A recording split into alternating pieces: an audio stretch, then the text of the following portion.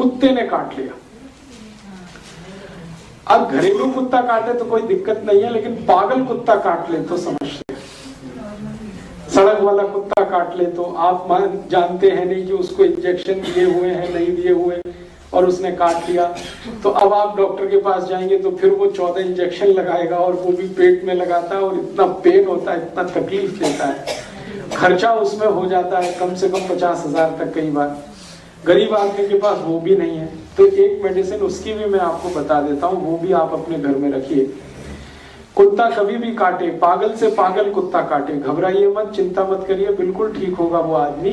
उसको वो मेडिसिन दे दीजिए, ऐसे ही एक एक ड्रॉप 10-10 मिनट में 3 बार। मेडिसिन का नाम है हाइड्रोफोबिनम, HYDRO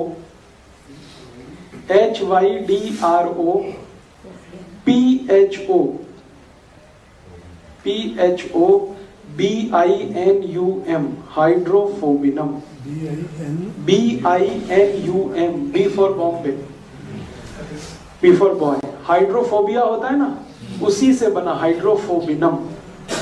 पोटेंसी उसकी 200। और तरीका वही है, लिक्विड फॉर्म में ले लीजिए, एक एक ड्रॉप जीभ पे डालिए, 10-10 मिनट में 3 बार, 200।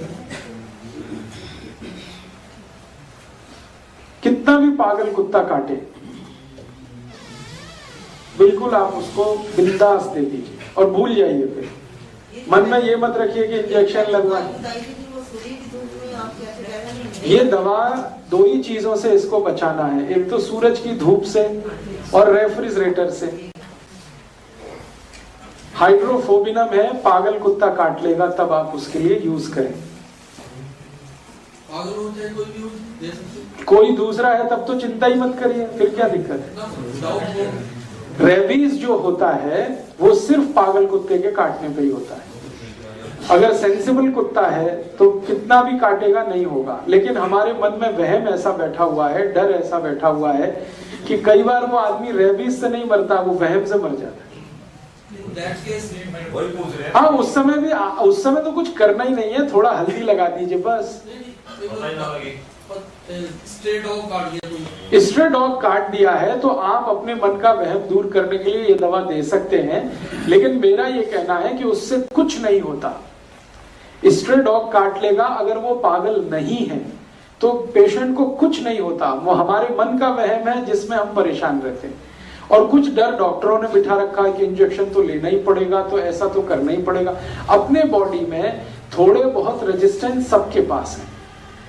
अगर कुत्ते के काटने से उसकी लार ग्रंथियों के कुछ वायरस चले भी गए हैं तो उनको खत्म करने के लिए अपने ब्लड में काफी कुछ है, वो खत्म कर ही लेता है। लेकिन चूंकि मन में डर बिठा दिया है, भय बैठ गया है, शंका हो जाती है, हमको कंफर्म नहीं होता जब तक कि हम 20-50 हजार खर्च नहीं कर लेते। ये उस समय के लिए मैंने कहा कि आप ये दवा ले लीजिए और इसका एक एक ड्रॉप 10-10 मिनट में 3 बार डाल के छोड़ दीजिए, भूल जाइए आप भी और पेशेंट से कहिए वो भी भूल जाए। एक ही दिन और 10-10 मिनट माने 30 ही मिनट में सब काम करता है। नहीं बिल्कुल नहीं। कुत्ते को दे सकते हैं नहीं तो मारना पड़ता है ना।